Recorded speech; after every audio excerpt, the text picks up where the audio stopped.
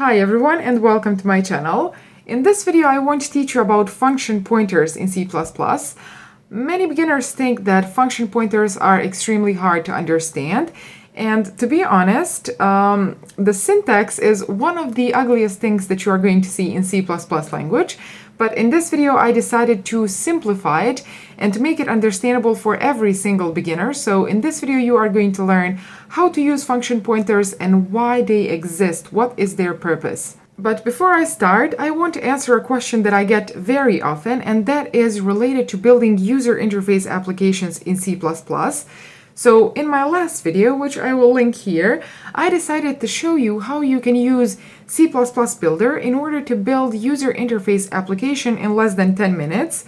So C++ Builder is a tool used to build modern multi-platform applications fast because it has a palette of components that you can just drag and drop without having to write a lot of the code yourself. So if you are interested in building user interface applications, I'm going to leave that video that you can use as a tutorial, and then I will also leave a link to C++ Builder so that you can download it and try it out for free. So again, if you want to build user interface applications, make sure to check out the description of the video. The first thing that I want to explain related to function pointers is what are function pointers, and then later in the video I'm going to explain what is their purpose, why do they exist, and I'm also going to leave timestamps in the description that you can use in order to navigate yourself to the desired part of the video, but I highly recommend you to watch the entire video if you really want to understand what are function pointers. So in order to understand what are function pointers, you first need to understand what is a pointer. And in the beginning of this playlist, in the first video, we already said that a pointer is a special type of variable that is used in order to store the address of another variable. Now, a function pointer is very similar, but instead of storing the address of a variable, a function pointer stores the address of a function. So let's demonstrate how that works in Visual Studio. So let's create a function of return type int. Let's call it getNumber. And from this function, I just want to return number 5, like this. And it is very easy to predict what is going to happen if I say getNumber and then I run my program. Okay, we get the value of 5 written in our console. Okay, now one question that I have for you is what is going to happen if I remove these parentheses? So what kind of output do you expect to get in the console? Write me in the comments. So if I run my program now, as you can see, we get an address. So what kind of address this is? This is the address of our function. And now that we learned that the name of the function will give you its address, what we can do is we can create a function pointer and then we can assign the address of that function to a function pointer. So let's stop our program and let's do that. I am going to remove this line of code. I don't need it anymore. And now I'm going to show you how you can create a function pointer. The syntax is pretty hard, so pay attention. The first thing that you need to do in order to create a function pointer is use these parentheses, and then inside parentheses you will put asterisk symbol, and you will give the name to your function pointer. So let's call it funcPTR. So function pointer. That is the first part. The second part is to put the return type of your function in front of the name. So here, since I want to point to this function here, the return type is int. So I'm going to put int here. And then the third part is to put the parameters that your function receives after the name of your function pointer, and that is here. So you are going to put parentheses, and inside these parentheses you would put the list of parameters that your function receives. But since this function here does not receive any parameter, these parentheses are going to be empty. Okay, and with this we have successfully created a function pointer that can point to any function that returns int and it does not receive any parameter. And that is, for example, this function here. So what I can do now is I can say that my function pointer will point to get number function. And as we already saw, this get number function will give us the address of this function here.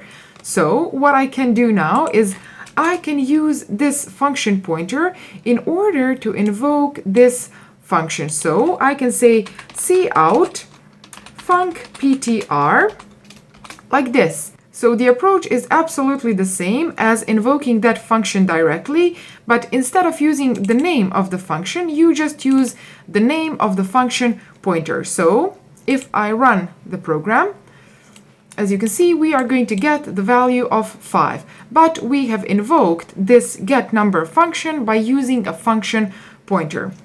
Okay, so let me show you one more time how you can create a function pointer, but this time I want to show you how you can do that for a function that actually receives parameters. So let's delete all of this code like this, and let's create another function. So let's create a function that returns int, let's call it add, and this function will receive int a and then int b, and the task of this function will be to sum these two numbers and then to return the result. So I'm going to say return a plus b, like this. So how can we invoke this function by using a function pointer? Well, let's again repeat how we can create a function pointer. So one more time, you use parentheses, and then inside parentheses you are going to put asterisk symbol to indicate that you want to create a pointer, and then you will give a name to your pointer. You will call it funcPTR, for example, and then two more things. The first one is to put the return type of your function in front, so int, because we want to point to this function here. And then the second part is to put parameters after the name of your function pointer. So here, and here inside these parentheses, I will put int and then int, because this add function receives two parameters, and those are integer and integer. So now we have created a function pointer that can point to any function that returns integer and receives two integers. And that is this function here. So I can now say that my function pointer will hold the address of add function. And if I want to invoke this function, there are two ways to do that. So I can either say cout add, and then let's pass two numbers. Let's say, for example, 2 and 3. Let's add end line. And then second way to invoke this same function is by using this function pointer. So I can say cout and then funcPTR, and here I'm going to use the same approach of passing parameters like I did here. So I'm going to say, for example, 3 and 4. And let's add end line here as well. So if I run my program, let's see what is going to happen. Okay, for this first line, we get the result of 5, so 2 plus 3 is 5. And then for this second line, we get the result of 7, so 3 plus 4 is 7. So this is how you can create a function pointer, and then this is how you can invoke that function by using its function pointer. Okay, now that you have seen and understood what I just explained, your question might be, Saldina, why would anyone want to create a function pointer just to be able to invoke that function? Because it is so much easier to do that directly.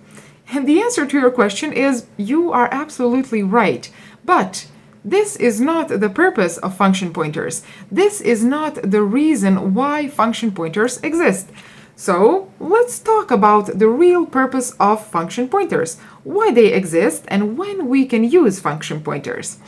One of the most common uses of function pointers is we use a function pointer in order to be able to pass a function as an argument or as a parameter to another function. And we do this in order to optimize our code, so in order to make our code reusable. So what I want to do now is I will delete all of this code, and then I'm going to type a code that I want to show you in order to demonstrate something amazing that we can do with function pointers. So after I type that code, I will be back. So here I have created a couple of functions, and let's now explain what every single one of these is doing. So the first one is ascending compare, and it is very simple function that just compares two numbers so that the first one is smaller than the second one. And then it returns if that is true or not. And then descending compare, again, very simple function.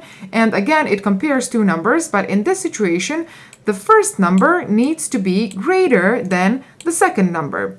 Okay, these two are very simple. Let's see what is happening inside this sort ascending function. So if I open that function, you will notice that this here is a sorting algorithm. Now, the goal of this video is not for you to understand how this sorting algorithm works. We are going to explain that in a whole another video of C++ sorting algorithms, which I'm going to make in the future. But for now, the goal is that you understand that the job of this function here is to sort a vector of numbers in an ascending order. And one very important thing is that since we are using vector, you will need to include that vector because otherwise you are going to get an error. So that is the job of sort ascending. Now, if we take a look at sort descending, let me move this code. Okay, you will notice that sort descending function is almost identical to sort ascending function. And the only thing that is different is this part here and this part here. So our sort ascending, which is sorting numbers in an ascending order, is invoking ascending compare function. And then our sort descending is invoking descending compare function. And those are the functions that I explained in the beginning. Okay, so the next thing that I want to do is I just want to demonstrate how these two functions work. I want to test these two functions, and then I am going to show you how we can optimize this code here. So what I want to do is I want to create a vector of integers, and let's call it my numbers, like this, and I want to assign numbers of 2 and then 5, 1, 3, 6, and 4. Okay, and what I want to do now is I want to invoke sort ascending, and then I will print those numbers in order to be able to see if those numbers have been sorted in an ascending order. And for printing numbers, we will use this function here, which is very simple function that will just iterate through this numbers vector and write out every single number of that vector. So let's do what I just explained. Let's invoke sort ascending like this, and let's pass my numbers vector to that function. And after I have sorted those numbers in an ascending order, let's say print numbers, and I will pass my numbers vector like this. So if I run my program, let's see what is going to happen. As you can see, this vector here has been sorted in an ascending order. So 1, 2, 3, 4, 5, 6. Okay, so that means that our sort ascending function works as it should. And let's now test this sort descending. So here I'm going to invoke sort descending function. Everything else stays the same. So let's run our program again. Okay, so 6, 5, 4, 3, 2, 1, which means that our sort descending works as it should as well. Okay, perfect. Again, all of this code will be in the description for those of you who want to analyze how this sort descending and then sort ascending functions work. But for now, it's enough for you to understand that this one is sorting numbers in an ascending order and then this one in descending order, and that the only difference between these two functions is in this part here. So this one is invoking ascending compare, and then this one is invoking descending compare. So the next thing that I want to show you is how we can optimize this code here so that we can create one function that will be called custom sort, and we can use that function in order to sort numbers in both ascending and descending order. And the general idea is for that function to receive numbers vector, and then we are going to pass another function to our custom sort, and that function can be either this one or this one, because that is the only difference between these two functions. So let me show you how we can do that. The first thing that I want to do is I want to change the name of this function here. So instead of calling it sort ascending, let's call it custom sort, like this. And that custom sort function, as I already said, will receive numbers vector, and then it will receive a function pointer. So it will receive a function pointer to one of these two functions. So let's add that function pointer here as a parameter. One more time, how can we create a function pointer? Well, inside these parentheses, you are going to put asterisk symbol, and then you will give the name to your function pointer. Let's call it compare func ptr. So compare function pointer. Let's just call it func instead of fun. Okay, so that is the first part. The second part is to put the return type of your function in front. So here I will say bool, because that is the return type of both this function and this function here. And then the last step is to put parameters that the function receives inside parentheses after the name of your function pointer. So here. And the parameters that these two functions receive are int and int, so two integers. So here I'm going to put int and then int. Okay, so with this we have created a function pointer called compare func ptr, which can point to either this function here or this function here. So it can point to any function that returns bool and receives two integers. So what we can do with our compare function pointer is we can use it to pass either this function or this function to our custom sort.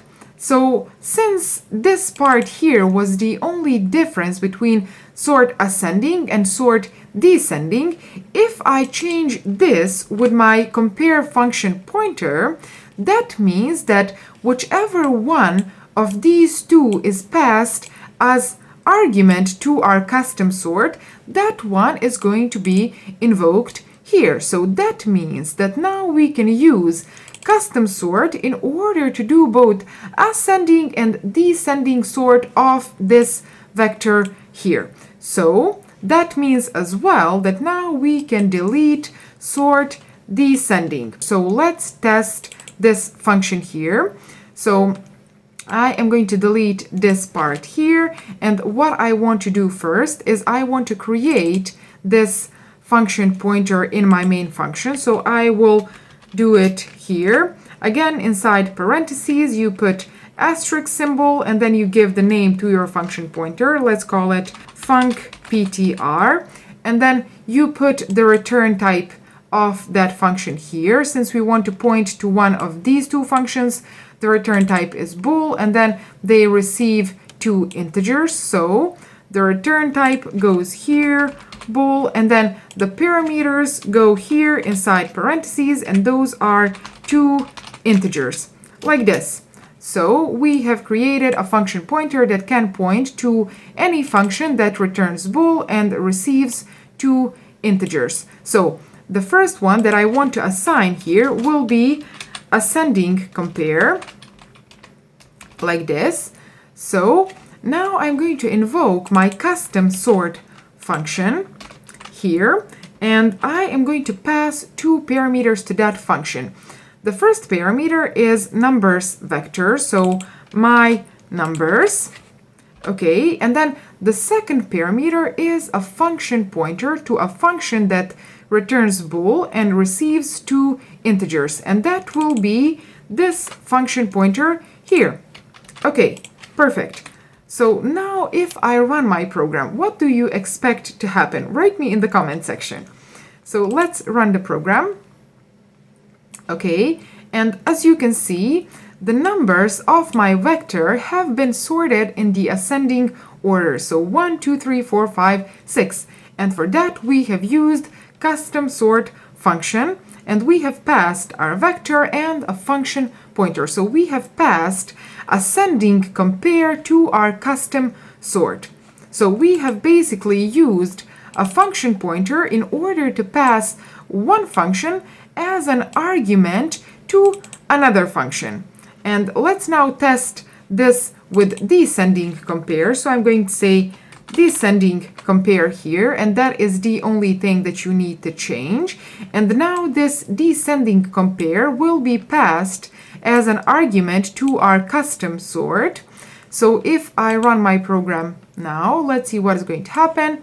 Perfect. Now our numbers have been sorted in the descending order. So 6, 5, 4, 3, 2, 1. And we have achieved that by using a function pointer. Okay, so I hope that this video was helpful. I hope that you understood what is the purpose of function pointers and how you can create and use function pointers. All of this code will be in the description. Again, you don't really have to bother with understanding what these functions are doing, except for the part of how you can use a function pointer in order to pass one function as an argument to another function.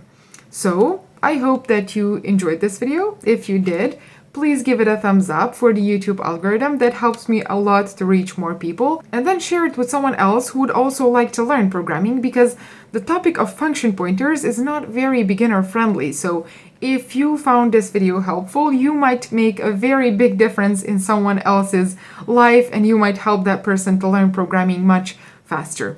So thank you very much for watching, and I am going to see you in some other video. Bye!